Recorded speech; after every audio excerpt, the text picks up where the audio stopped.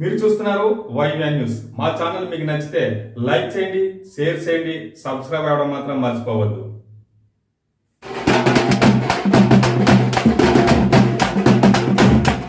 అంటే ఈ రోజు మాట్లాడితే దళితులను ముద్రించేస్తున్నానని చెప్తున్నా ఈ జగన్మోహన్ రెడ్డి మరి ఇంతకు ముందు చంద్రబాబు నాయుడు గారు ఇచ్చిన 27 స్కీముల్ని ఎందుకు ఈ రోజు రద్దు చేశాడు? అంటే దళితులంటే ఎందుకు అంత కోపం? ఓట్లు వేయించుకున్నంత వరకు దళితులు కావాలి, దళితుల ఓట్లతోనే నేను సీఎం అయ్యానని చెప్తాడు. కానీ ఆ దళితులకి ఏదైనా న్యాయం చేయరా బాబు అంటే కనుక నోరిప్పుడు. అసెంబ్లీకి వచ్చినప్పుడు పరదాలు కట్టుకొని బయటకు వస్తాడు, తాడేపల్లి కొంపలో కూర్చుంటాడు. ఈరోజు మాట్లాడితే నేను పేదోడిని, నేను చాలా పేదోడిని అని మాట్లాడతారు. ఇక్కడికి వస్తే జగన్మోహన్ రెడ్డి అసలైన పేదరికం ఏంటో మనం చూపించాలి. ఈ రోజు ఇందాక నన్ను తీసుకొచ్చినప్పుడు సత్యబాబు ప్రతి ఒక్క ఇంటిని చూపించాడు. నిజంగా ఇల్లు చూస్తే చాలా బాధ అనిపించింది. ఎందుకనంటే ఇటువంటి ఎన్టీ రామారావు గారి టైంలో ఇచ్చిన ఇల్లులకి ఈ రోజు వరకు కూడా అప్పుడు మా హయాంలో పట్టాలైతే ఇప్పించగలిగాం, కానీ తిరిగి మాకు పునర్నిర్మించుకోవడానికి ఆ రోజు కూడా ఆస్కారం దొరకలే.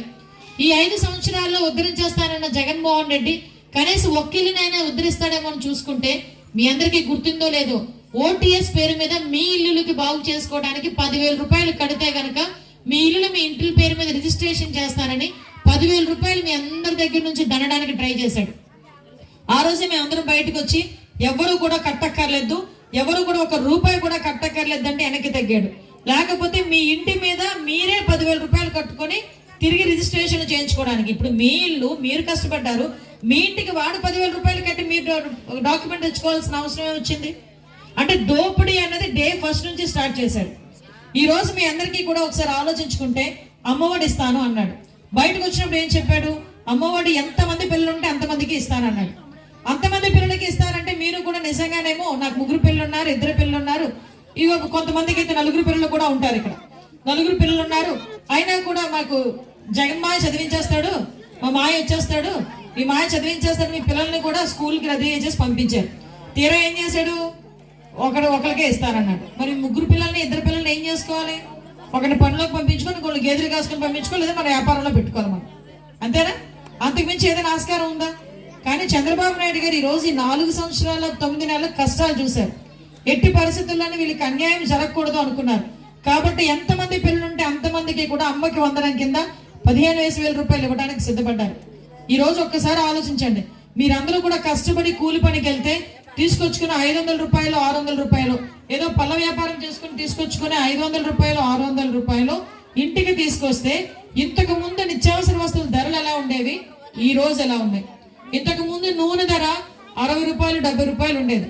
ఈ రోజు ఎంతమ్మా నూనె ప్యాకెట్ ఒకటి? 120 రూపాయలు. అది అంతకుముందు 170 రూపాయల వరకు కూడా ఉంది నూనె ధర, 200 రూపాయల వరకు వచ్చింది. కందిపప్పు ధర ఎంత ఉంది ఇప్పుడు? 180 రూపాయలు కేజీ కందిపప్పు.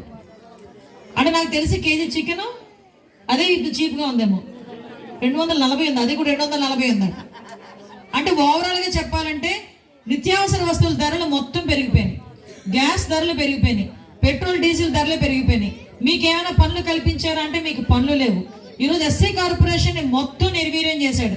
ఇంతకు ముందు ఎస్సీ కార్పొరేషన్ ఒక కార్పొరేషన్ ఏర్పాటు చేసి చాలా మందికి ఎస్సీ కార్పొరేషన్ లోన్లు ఇప్పించి ఎస్సీ కార్పొరేషన్ ద్వారా చాలా దళిత వాడల్లో రోడ్లు వేయించడానికి, తాగునీటి సౌకర్యం కల్పించడానికి ఎన్నో కార్యక్రమాలకి శ్రీకారం చుట్టుకుంటే ఈరోజు ఎస్సీ కార్పొరేషన్ మొత్తం తీసి పాడేశాడు. ఈరోజు మాట్లాడితే ఏమన్నాడు?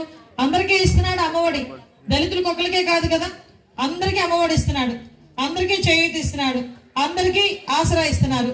మరి దళితులకి ప్రత్యేకంగా ఏమి ఇస్తున్నారు? దళితులకి సంబంధించి రాజ్యాంగంలో ప్రత్యేకంగా ఇమ్మని చెప్పి ఉంది. అందువల్లనే చంద్రబాబు నాయుడు గారు ప్రత్యేకంగా ఎస్సీ కార్పొరేషన్ ఆ రోజు ఏర్పాటు చేయడం, ఎస్సీ కార్పొరేషన్ ద్వారా మీకు లోన్లు ఇప్పించడం, ఎస్సీలకి సపరేట్ గా హౌసింగ్ స్కీమ్ ఈ రోజు అందరికీ 1,50,000 రూపాయలు అయితే దళితులకి 2 లక్షల రూపాయలు హౌసింగ్ స్కీమ్. అదేవిధంగా మీ అందరికీ కూడా పెళ్లి కానుక అందరికీ 20,000 రూపాయలు అయితే దళితుల దగ్గరికి వచ్చేసరికి 40,000 రూపాయలు. అంటే సపరేట్ గా దళితులకంటూ సపరేట్ గా ఈ రోజు దళితులకి అందరికీ కరెంటు బిల్లులు 100 యూనిట్ల వరకు అప్పుడు ఫ్రీ ఇచ్చింది కూడా చంద్రబాబు నాయుడు గారు. అటువంటిది చాలా మందికి మీ అందరిలోని కూడా చాలా మంది నా దగ్గర తీసుకొచ్చారు. కరెంటు బిల్లు ఒక్కొక్కరికి 8,000 10,000 వచ్చిన సందర్భాలు కూడా మీరందరూ కూడా నా దగ్గరికి వచ్చారు చాలా సార్లు. వచ్చినప్పుడు మనందరం కలిసి ధర్నా చేశాం. ఆ ధర్నా చేసిన తర్వాత ఆ కరెంటు బిల్లు అన్ని కూడా మాఫీ అయినాయి. అంటే ఆ రోజు మనం ధర్నా చేయకపోతే మీ అందరి దగ్గర 5,000, 6,000, 8,000 కరెంటు బిల్లు కట్టించుకోవడానికి కూడా రెడీ అయిపోయారు.